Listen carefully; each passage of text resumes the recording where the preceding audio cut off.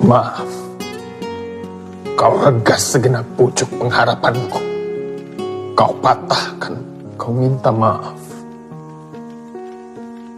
Mengapa kau jawab aku sekejam itu, Zainuddin? Sudah hilangkah tentang kita dari hatimu? Janganlah kau jatuhkan hukuman. Kasihanilah perempuan yang ditimpa musibah berganti-ganti ini. Iya, demikianlah perempuan. Dia hanya ingat kekejaman orang kepada dirinya walaupun kecil. Dan dia lupa kekejamannya sendiri pada orang lain padahal begitu besarnya. Lupakah kau siapakah di antara kita yang kejam? Bukankah kau yang telah berjanji ketika saya diusir oleh Nidi mamamu? Karena saya asalnya tidak tentu. Orang hina dina tidak tulen Minangkabau.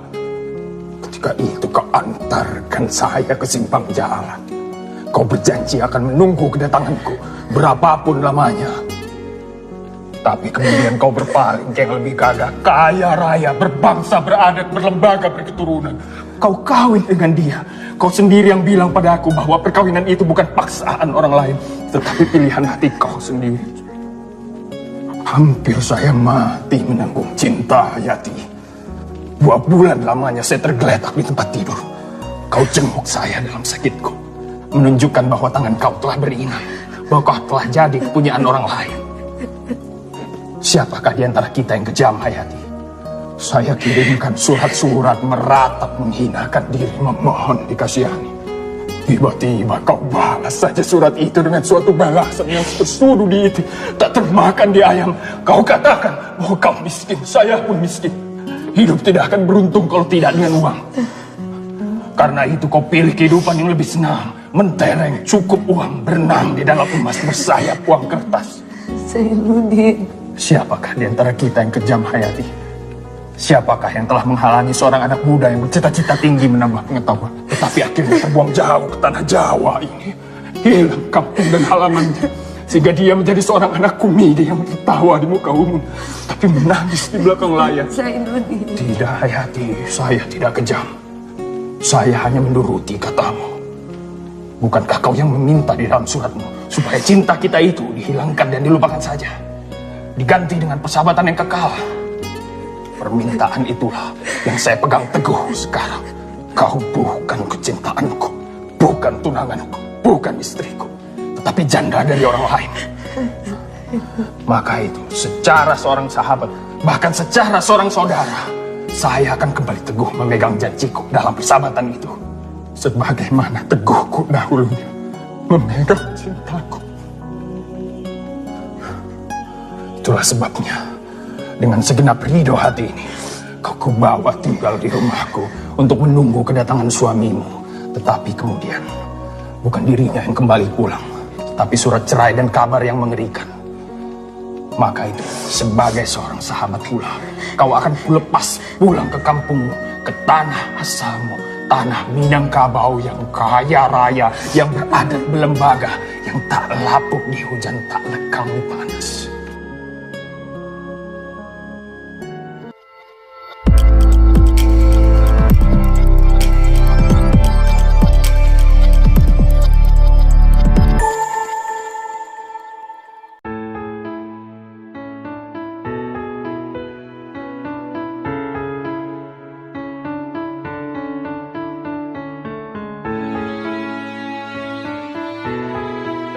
Halo sahabat Arkeovlog, jumpa lagi. Sebelum menonton video ini, seperti biasa, kopinya diseruput dulu setelah maghrib ya kak.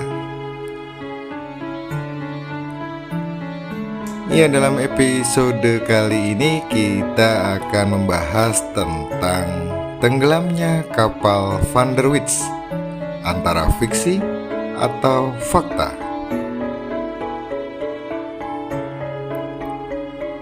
Masyarakat Indonesia mengetahui peristiwa tenggelamnya kapal Van der Wits karena adanya sebuah novel yang ditulis oleh Hamka pada tahun 1939. Novel ini mengisahkan persoalan adat yang berlaku di Minangkabau dan perbedaan latar belakang sosial yang menghalangi hubungan percintaan sepasang kekasih hingga berakhir dengan kematian. Meskipun pada tahun 1962 novel ini dituding menjiplak karya Jean Baptiste Alphonse Karr yang berjudul Sous les Tilleuls yang ditulis tahun 1832, namun novel Tenggelamnya Kapal Van der Witz terus mengalami percetakan ulang sampai sekarang.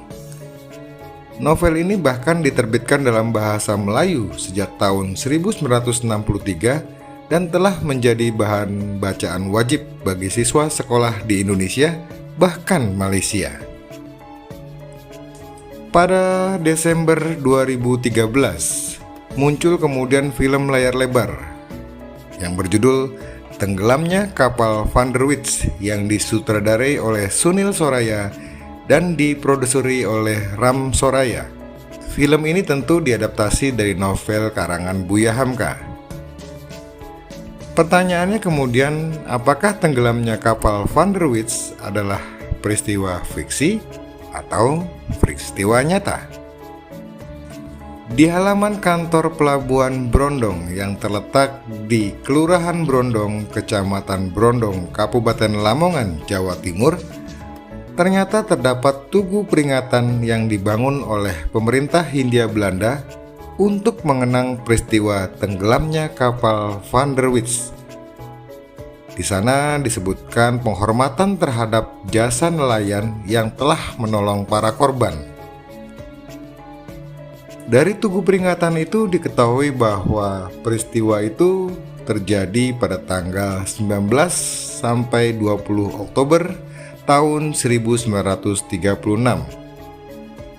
Peristiwa ini tampaknya mengilhami Buya Hamka untuk membuat novelnya. Saya menemukan koran Belanda yang bertanggal 20 Oktober 1936 yang menyebutkan peristiwa tenggelamnya kapal Van der Witz memang nyata. Nama Van der Witz sebenarnya adalah nama gubernur Hindia, yakni Joher Karel Herman Art van der Witz yang memerintah pada tahun 1893 hingga 1899. Nama ini lalu dijadikan nama kapal penumpang mewah yang dimiliki oleh KPM di Rotterdam pada tahun 1921 yang kemudian menjadi cikal bakal pelayaran Indonesia atau PELNI.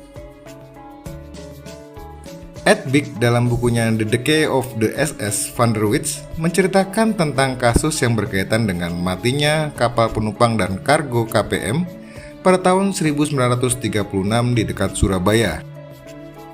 Diceritakan bahwa Van der Witz berlayar dari Feyenoord pada tahun 1921. Pada saat itu Van der Witz dianggap sebagai kapal yang indah, seperti yang juga disaksikan oleh foto-foto dalam buku tersebut. Pada bulan Oktober 1936, kapal Van der Witz berangkat dari Buleleng di Bali menuju ke Surabaya di Jawa. Setelah memuat barang-barang di Surabaya, kapal Van der Witz kemudian menuju ke Semarang di Jawa Tengah. Tetapi kapal Van der Witz tidak pernah sampai di sana. Hal ini karena kapal Van der Witz mengalami kecelakaan dan tenggelam. Penyebab sebenarnya dari tenggelamnya kapal Van der Witz mungkin sampai sekarang tidak akan pernah diketahui. Dari beberapa data yang kita punya, jelas menunjukkan bahwa kapal Van der Witz memang ada. Lalu, di manakah ia tenggelam? Kita perkirakan saat ini ia tenggelam di perairan Lamongan, sesuai dengan adanya tugu tenggelamnya kapal Van der Witz yang berada di kantor pelabuhan Brondong.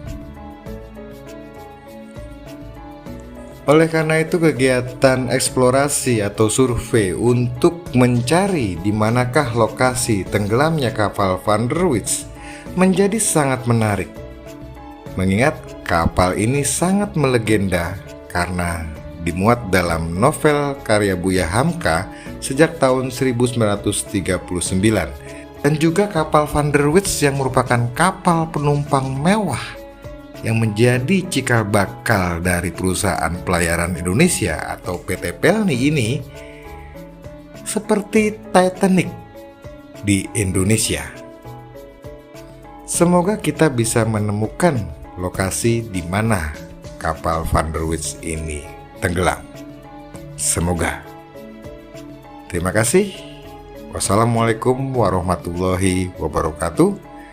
Salam budaya, salam kebajikan, rahayu. Tidak, Hayati, saya tidak kejam. Saya hanya menuruti katamu.